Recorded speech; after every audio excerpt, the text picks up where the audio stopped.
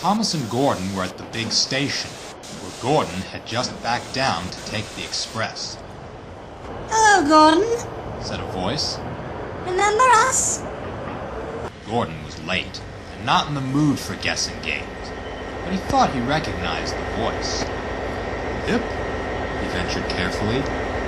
"Or is that Emma?" "It's me." Philippa laughed. "Well done. Emma's at the back today." "Why are you here?" asked Thomas. The question was answered at once, as Sir Topham Hatt arrived. "Philippa and Emma," Sir Topham Hatt began importantly, "could be very helpful to my railway." "Yes, sir," agreed Gordon, though he wasn't sure why. "Too much time," Sir Topham Hatt went on, "is wasted by changing the engine of the express on the other railway.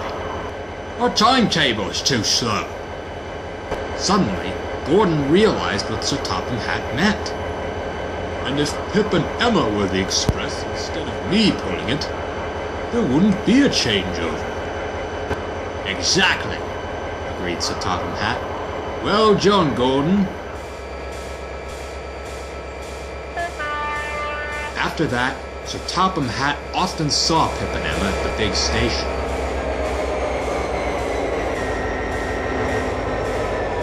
"You're doing well," he would say kindly to them. "I am very pleased. My plan is working." One day, Thomas was at the junction when, with a cheerful "Good morning," Pip and Emma hurried by. Moments later, with a rattle and a roar, they were gone. "They're a great success," remarked Thomas's driver, "and Gordon loves it. He says he can now do 2 trips a day instead of 1. A little later, Thomas set off along the branch line, with Annie and Clarabelle following cheerfully behind. Today, there was an inspector on Thomas's footplate, so the small space was quite crowded. The inspector was assessing Thomas's firemen for possible promotion. When they got near the river bridge, Thomas saw something white on the rails in front. "What's that?" he asked. Just some old newspaper, I expect," said his driver. Just then, Thomas saw a white neck uncurl and a yellow beak appear. "Stop!" he called. "It's not a newspaper!"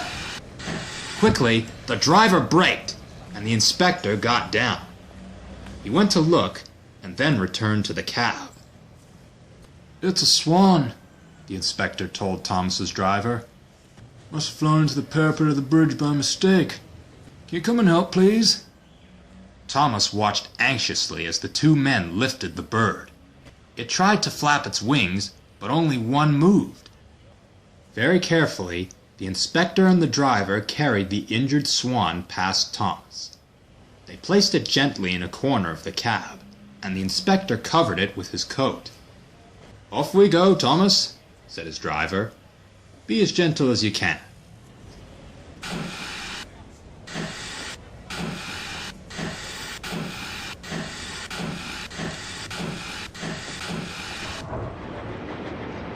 The fireman told the signalman at the river bridge what had happened, so they had a clear run to the top station.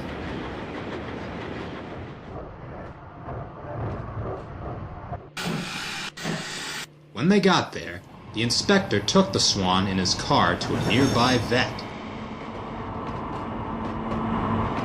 The vet rested the broken wing and kept the bird in a surgery garden until it was strong enough to fly. Then she went with Thomas to the river to let the swan go free.